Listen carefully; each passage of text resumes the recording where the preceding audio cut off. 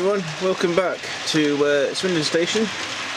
Sorry it's been a while. Unfortunately I've been quite busy with work and various other things, but I thought I'd do a quick video just to show you a small update on what I've been doing.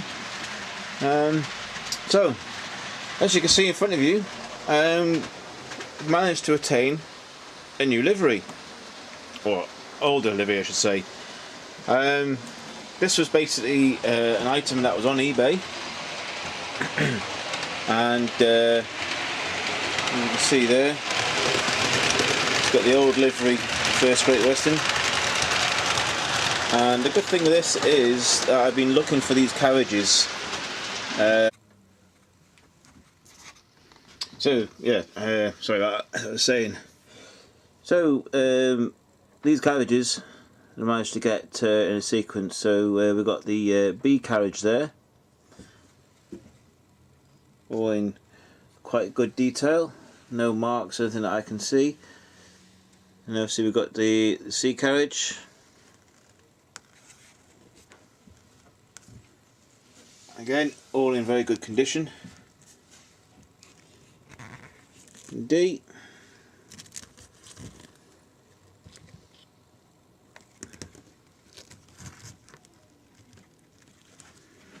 and if I can get the other side of this banister, there we go. And we've got the E there. And I've recently purchased, should have been here today, but obviously, you know, post as usual. But I purchased the buffet car with this livery a couple of days ago. So hopefully that should turn up. I was hoping it'd be today in time for the video, but alas, no. There's the way things go, unfortunately. Just move that back a little bit. Here we go. So, quite a successful catch for this one. It was analog, and the motor obviously used. There was the telltale signs on the wheels that it necessitated a bit of cleaning. So basically what I did was I gave it a quick run around first off to see how it was, and it was quite slow, didn't have an awful lot of speed to it.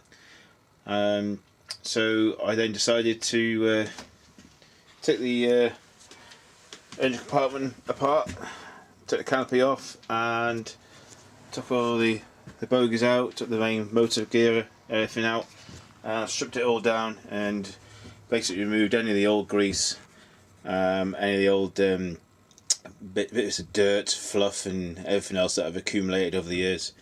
Took all that away, gave them all a good clean, even the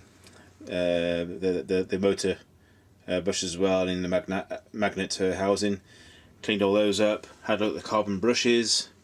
They weren't in too bad a condition actually, so I decided to leave them there, just give them a bit of a clean. Springs were in good order, and the wiring was pretty good. So with that done, reassembled, and I've put on a Gauge Master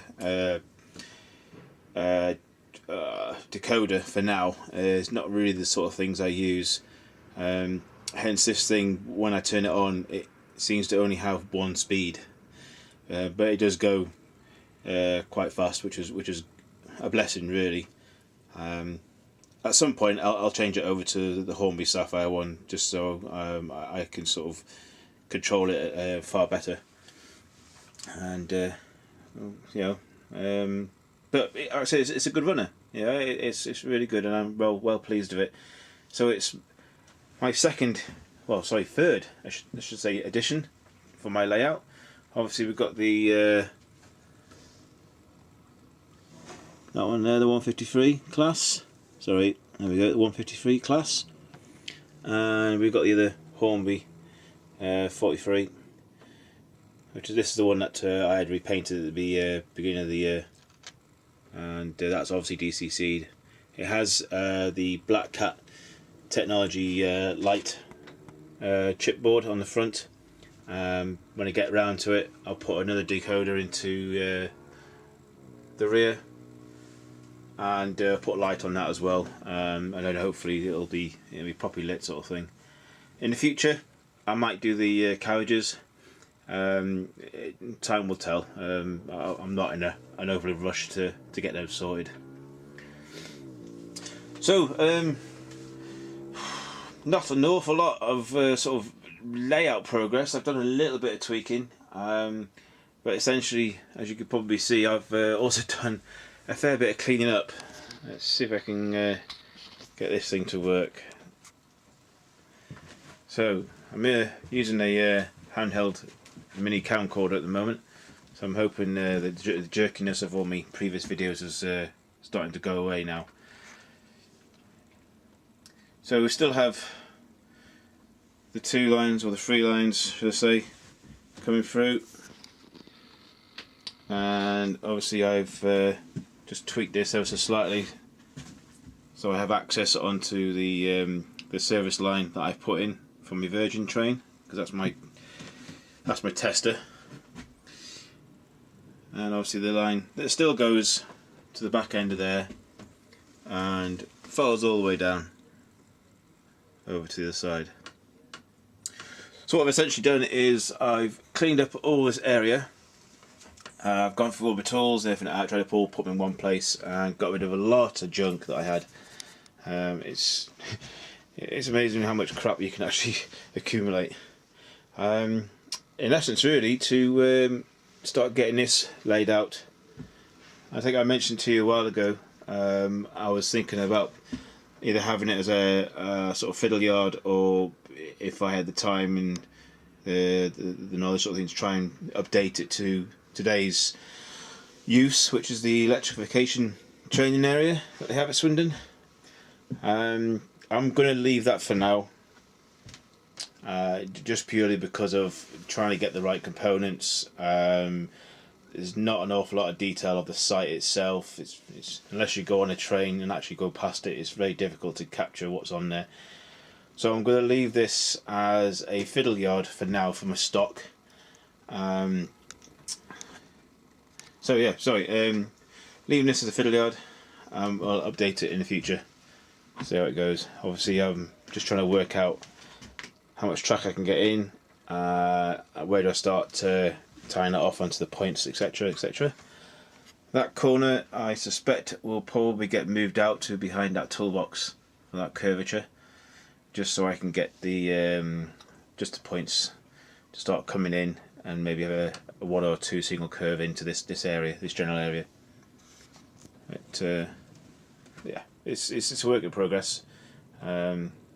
Just takes time, unfortunately, like everything else. So my clean-up went quite well. Here I've got all my bits and pieces that I've accumulated on my wood and everything, balsa wood, stuff like that, and all the back ends all being cleared up, and well, it's probably timely really, because I have been making this bridge, this viaduct. It's the cardboard kit that you can buy. I think it's Metcalf, I think it is. I've got this one.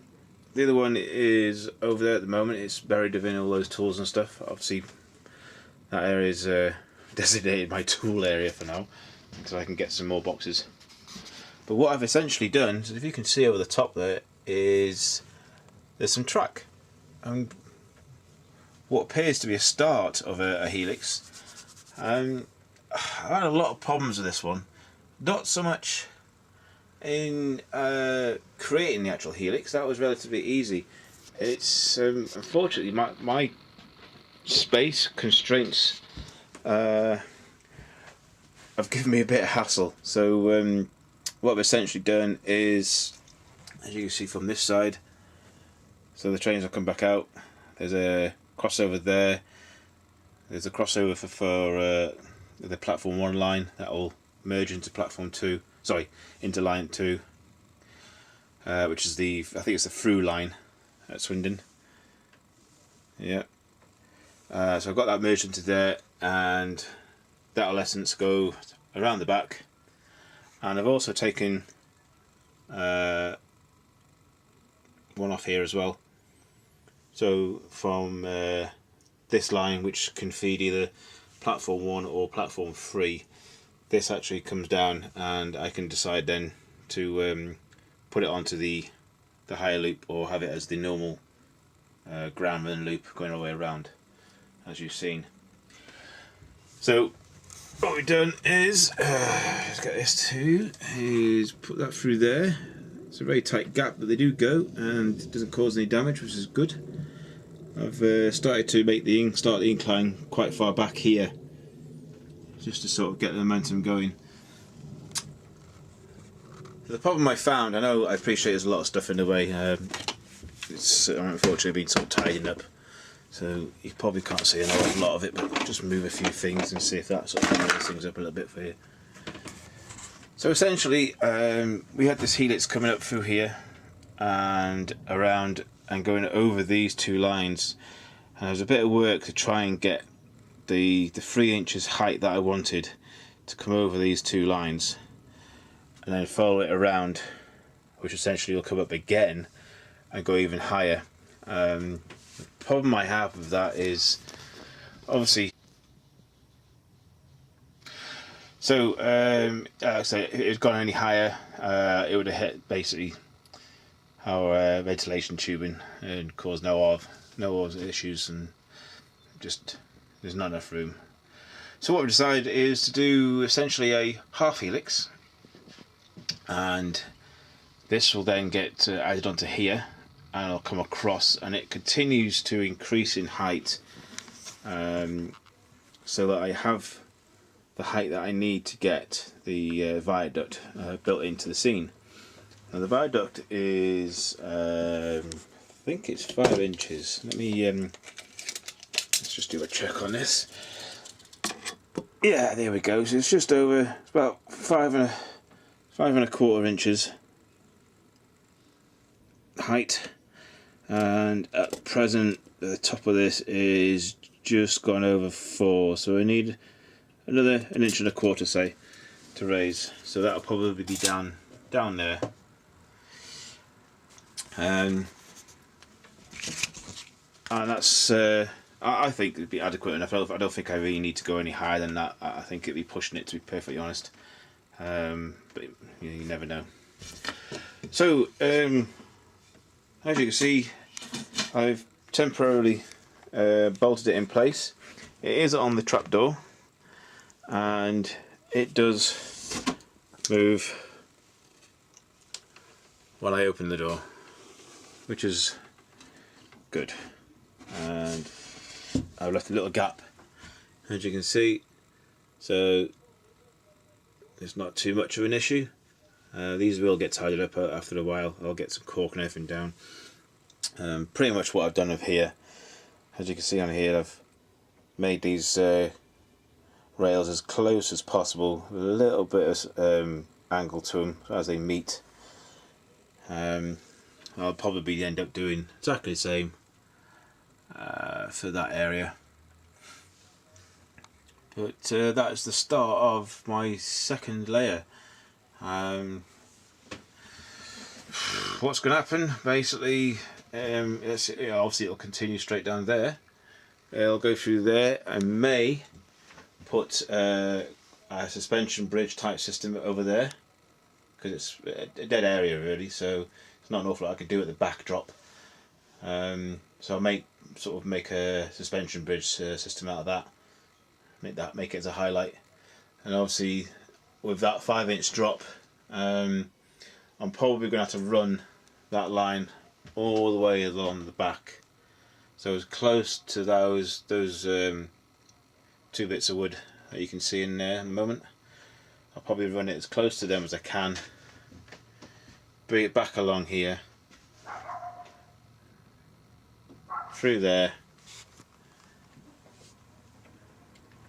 over these 2 lines, and I'll probably, where this area is with these bottles and terps and everything else is all stored, I'll probably bring it slightly out, probably put it across here, and then the idea is that as it drops down, it should get to a similar level where possibly I could probably try and connect it up somewhere around here. or it might even be there. I'm not sure. It depends on how much of a drop I can get. I should be able to do it from sort of from there across. Bring that down. Sorry about the tools and everything in the way again. Sorry about that. But essentially, then try to get it fed in into the lines. But we'll see. We'll see how it go. I mean, I might, if I can figure it out, I might be able to put in a proper helix over there. We'll see. It's just one of those things. You know, as I sort of build things across and get over there, I'll stop, have a think about it, and see if there's any sort of way that I can introduce a helix to go down, as well as, you know, allowing this upper line to continue all the way across. It's something that I'll have to sit down and do when I get closer to the time. But anyway, I hope you had a good watch of the video. Some progress been made, not an awful lot. Apologies for that. I'm just sort of going through all my old stock of stuff here. This is all old rail. It's, you know, it's stuff that was like second hand off eBay that I sort of used to plan out certain things, but, you know, it's so far gone it's just not worth using. The electric doesn't, you don't get enough current through it at all, so they're pretty much scrapped now. So I'll probably take the fish plates off, the ones I can resurrect. The rest of the stuff will get binned. This stuff is semi good. I could probably still continue to use it. And I've got a couple of lines there. Obviously the ones you've seen, which are over there. So, not much done in relation to this lot. I said obviously I've been sort of concentrating on trying to get these extra carriages bought, just to sort of try and make a completed rake of coaches really, which is all good. Building, I haven't done an awful lot more on since the last time you've seen it, but don't worry, I will do. It's just going to take a bit of time. I managed to get down to the station the other week, and I've taken some photos of the front part of the building, the windows, how the stanchions fit underneath, where the signs are, all that sort of good stuff. So it just gives me an idea of where I'll be putting things in the future. Took a couple of photos of the line as well. Interesting to know that obviously they've got some bits and pieces on the lines here. They've got some cabling that goes along this. So I'll probably either buy the kits or probably make some stuff out myself. I've got enough balsa wood sort of here to try and replicate that. A couple of extra signals that I need. I've got a signal gantry at the bottom there. However, there is a new one that has been built, which goes across these three lines. Basically, they had to raise the height of it because of the electrification system that's going in place. I have seen some stuff on other people's layouts that look quite good. I just need to try and track them down and obviously purchase them at some point, and I'll end up putting the new signal gantries across. So there we go. I'll leave you with a video of these two running, and yeah, see what you think. Please subscribe or comment. Feel free to add your comments or tips, and hopefully for the next video I should have this bit pretty much assembled, and hopefully with a track running, you know, 3/4 of the way around maybe. But yeah, we'll see. So anyway, thanks for watching, guys. Really appreciate it. I appreciate your time and your comments. So I'll catch you all again soon. Thanks very much. Bye.